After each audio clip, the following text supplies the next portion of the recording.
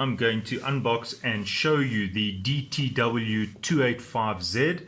I'm going to show it in action. So here we go. There is the little box that comes with this. Is just the basic version without the battery. So if you want the battery to come with it, you're going to have to buy it as a bundle kit or as a standalone battery. Alright, so that's what you get in the box. Just the device, some product advertisements of other products that they sell, the user manual, and just some warranty information. Now, if you're familiar with the Makita range of impact wrenches, you can see this is an older one. This is a great workhorse. This is the BTD 141. And just to give you an idea on the sizes, and if you have a look here, you can see that the entire width of this is 14.5 centimeters, and if you're looking at the older version, this is just about almost this one is also about 14.5, so quite similar to the impact driver. This is the impact wrench. Okay, so you can see there you've got the reverse button in the same place, forward reverse there. Right, just having a look at the two drivers. This is the new one, this is the impact wrench, this is the driver. Just having a look at that angle, a slight difference in the design. You can see that this one is almost going like that, while this one is almost going like that. You can see the shape of the where the battery goes in. You can see that that battery is kind of going outwards, while this battery, if I put it in here, you can see it's almost horizontal. So slight differences in terms of the feel of this.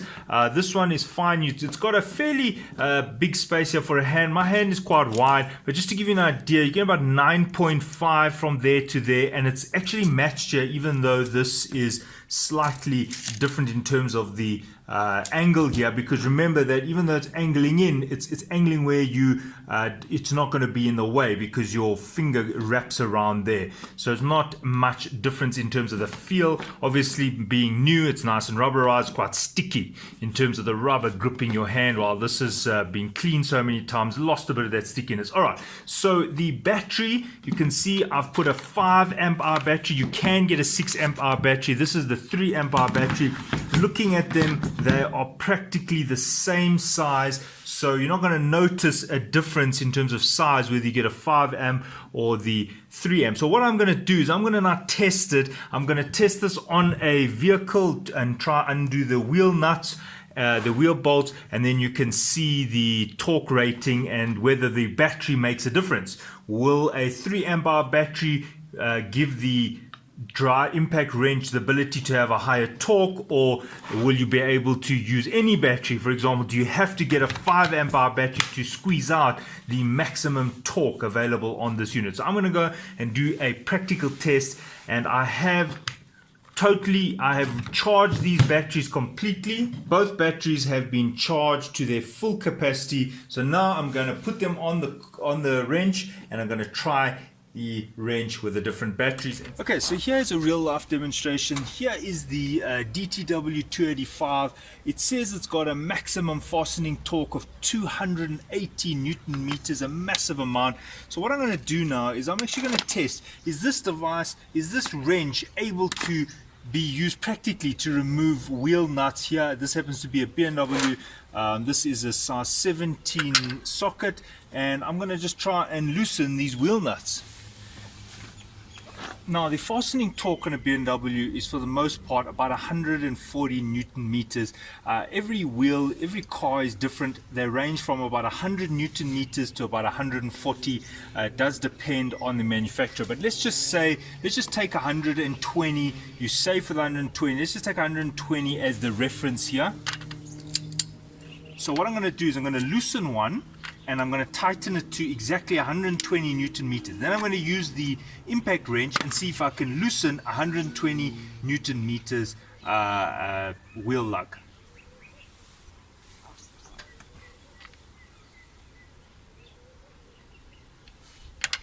All right. Okay, that's up. Right, so that is 120 Newton meters. With relative ease, there we go, 120 Newton meters. This is with the 3 amp hour battery, no problem. Now I'm going to tighten it. Right, now I'm taking it up to 140 Newton meters.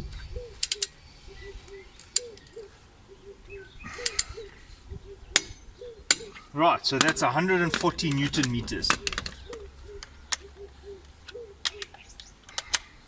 I'm going to loosen this lug with 140 Newton meters.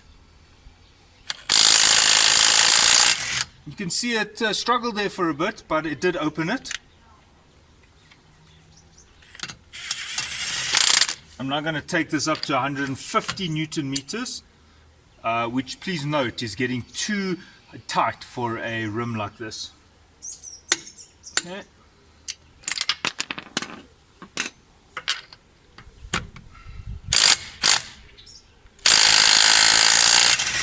Okay, took a bit of time, but it did work. Now I'm going to do 150, 150. Then I'm going to compare the two batteries and see if there's any difference with using a high capacity battery. Maybe it works out to be more powerful, maybe it doesn't.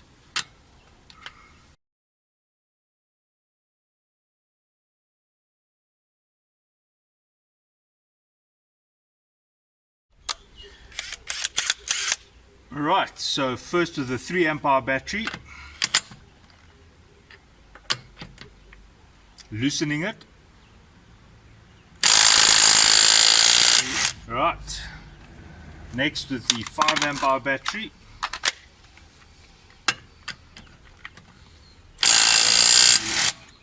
seemed a little bit faster. I'll do that one more time.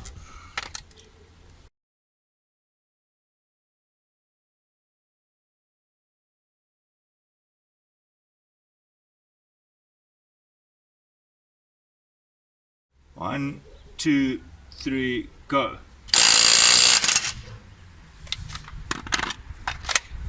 Three amp hour battery. 1, 2, 3, go. You can see there is a difference in using the 5 amp hour and the 3 amp hour battery. Okay, what you're seeing here is the editing view of making this video. So why I'm showing you this is it allows you to see the time difference visually, because if you look at this colored part here, this red coloring, if I zoom in, can you see these are the impact sounds?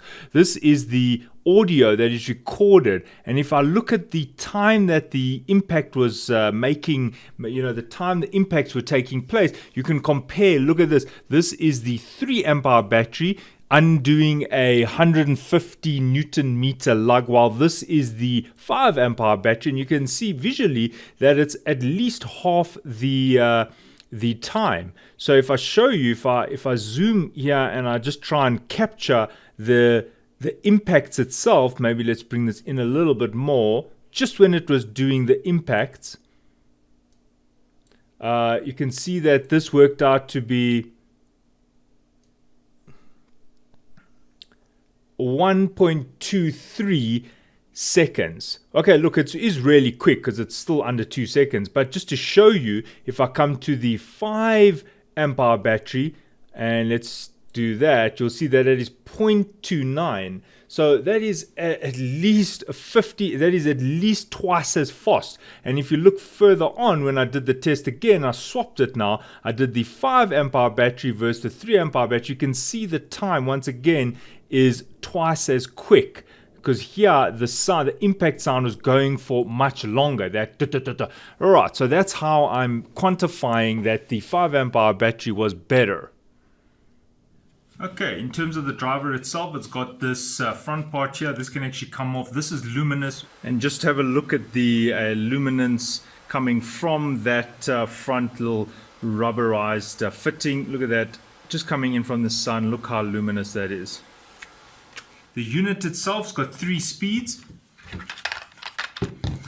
Alright, the rotational speed, what you'll notice is that at some point it just goes full speed. You see, I can start it up slowly.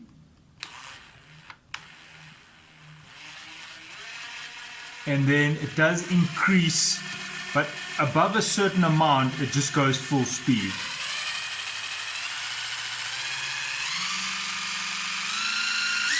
See, it's at that point when it just goes full speed.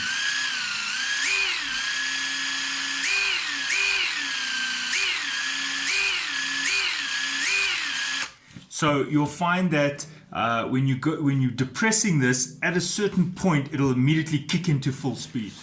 All right, so here I've got some impact modes. It's got soft, then there's a medium, the one in the middle, and hard. So what it means is if you press this, you're kind of telling the device the maximum impact. So if you don't want to destroy the head of a nut that you're screwing in, for example, so then you put it on S, which is soft, and that's going to give you a maximum RPM of 1,800. And just have a look at the accuracy now. As I slowly depress it, there is the LED, which has got a little window there and there. It looks like it's 3 LEDs, but it's really just one. Okay, now watch now. You can see how much more control you've got, because look at the maximum speed.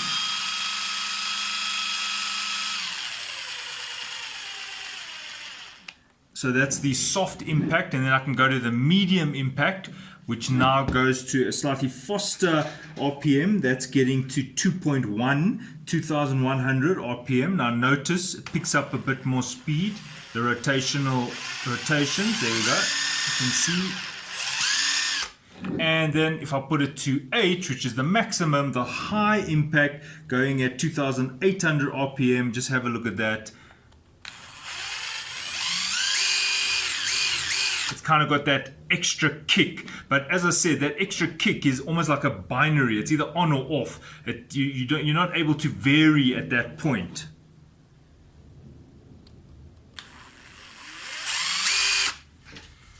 Okay, just out of interest in terms of the safety standards, this thing is rated at 96 dBA, which is kind of the noise level. And just to give you an idea, I have an SPL meter here. I've set it to dBA, they want it on, and then I've just set the level, just to give you an idea of the noise. So if this is by your ear, it's still less than 95 decibels, but keep in mind when it starts to impact, that's quite a lot louder. Alright, so I have the SPL measurement. I've got it on min-max, which means it'll clock in the maximum SPL. Alright, and I'll just loosen this bolt. You can see that hit 96. Let's try again. 112.